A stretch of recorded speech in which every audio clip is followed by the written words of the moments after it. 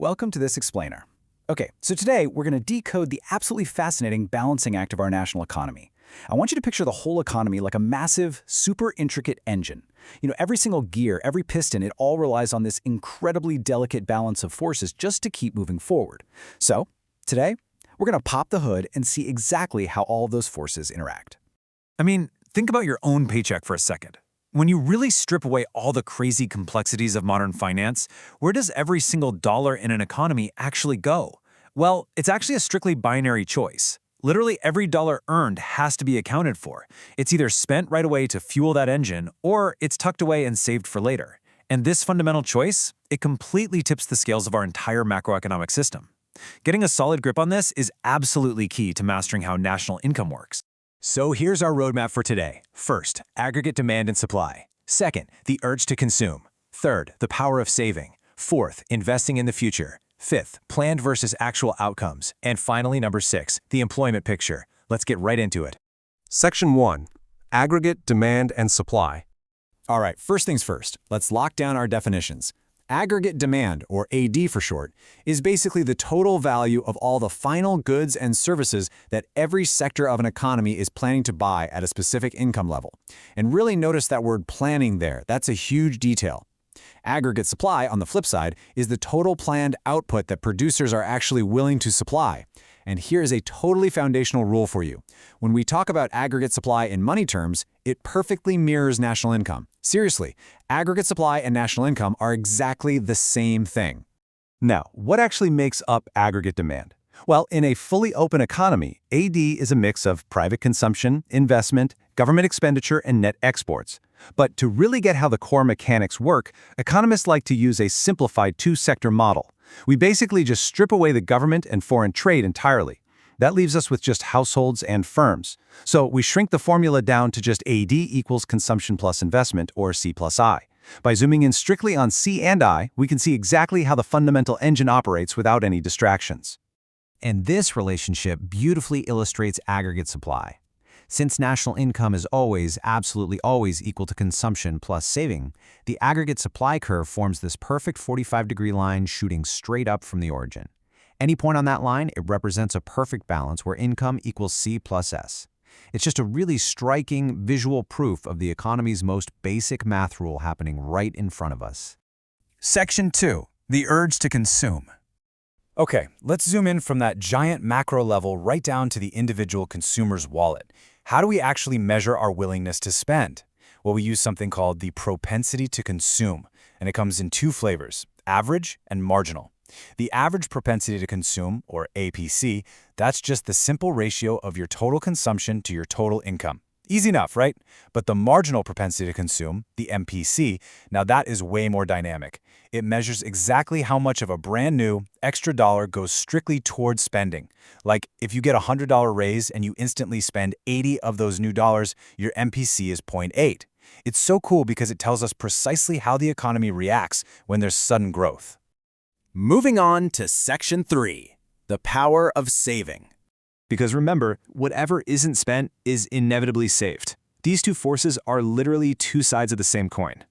Think about how a consumption curve starts above zero. Even if your income is absolute zero, you still have to eat, right? You have to consume just to survive. We call this autonomous consumption, and you usually pay for it by borrowing or dipping into your old savings. Now, think about the saving curve. It perfectly mirrors that survival mode by starting way down in negative territory. We actually call that negative start dis-saving. It's only when your income finally catches up and reaches the break-even point, where consumption perfectly equals income, that your saving finally hits zero and starts creeping up into the positive. And this whole relationship, it's bound by this incredibly elegant mathematical rule.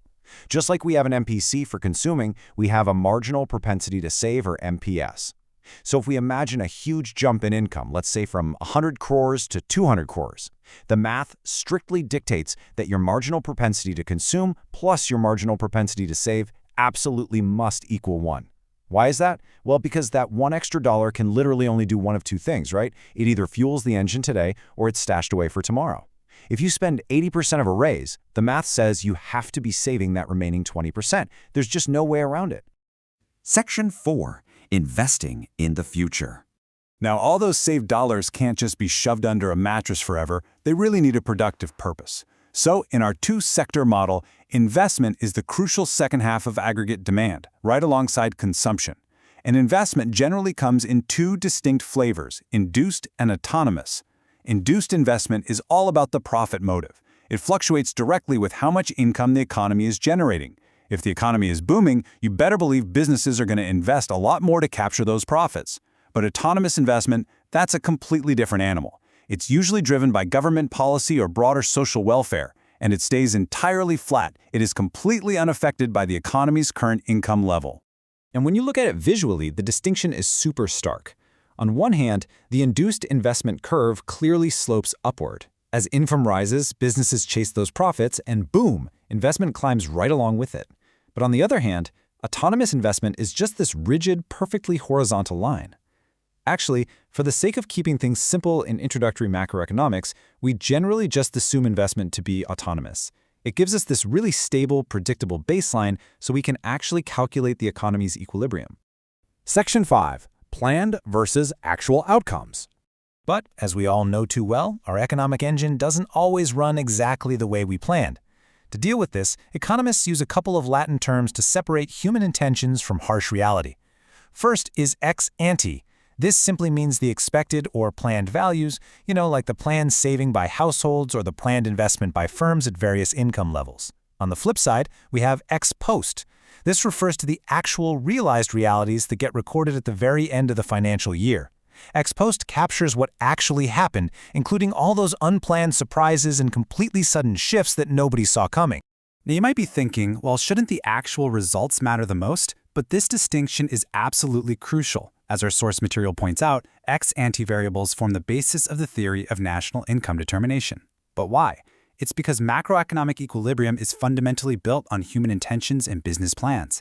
That state of equilibrium, it literally only happens when planned saving exactly matches planned investment. If they don't match up, the entire economy's output will forcefully adjust itself until those plans finally align again. That's why we study the intentions, not just the accidental after-the-fact outcomes. Which brings us to our final section, number 6, the employment picture. Let's look at what happens to the actual workforce when the gears of this massive economic engine are turning, and more importantly, what happens when they don't perfectly align. We hear the term full employment thrown around all the time, right? But surprisingly, full employment does not actually mean zero unemployment. Crazy, right? A healthy economy actually tolerates temporary frictional gaps. Think of when someone leaves one job and takes a few weeks to find another.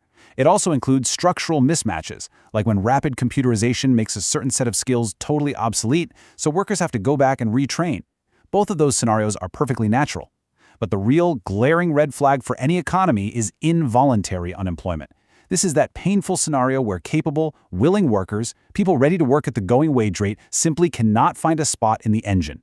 So true full employment actually just means the absolute absence of involuntary unemployment. It's kind of fascinating when you think about it, isn't it? Our economic engine could be running at quote-unquote full capacity, and yet there are perfectly willing individuals who are structurally or frictionally just left out of the machine, at least for a little while. So I want to leave you with this thought to ponder. When we really try to measure the true health of a nation, should we be looking at those perfectly drawn ex-ante plans, or do we need to focus on the messy ex-post realities? Thank you so much for joining me for this explainer. Keep questioning the forces that balance our world, and I'll catch you next time.